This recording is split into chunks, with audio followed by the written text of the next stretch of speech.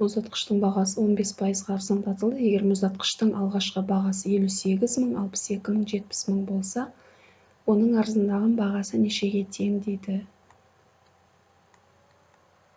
15%-ды ондық бөлшекке айналдырып аламыз. 15 бөлінген 100 тең 0,115. Мұздатқыштың бағасы біріншісі 58 мың. Көбейтеміз 0,115-ке. Тең болады 8700. 58 мыңнан аламыз 8700-ді. Тең 49300. Екінші 62 мыңды көбейтеміз 0,115-ке. Тең болады 9300. 62 мыңнан аламыз 9300-ді.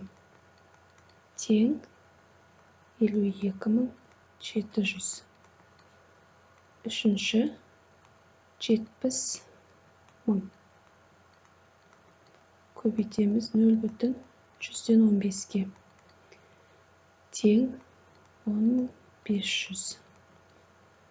70 мыңнан аламыз 10500-ді. Тең 59500. Екен арзандатылған бағасы.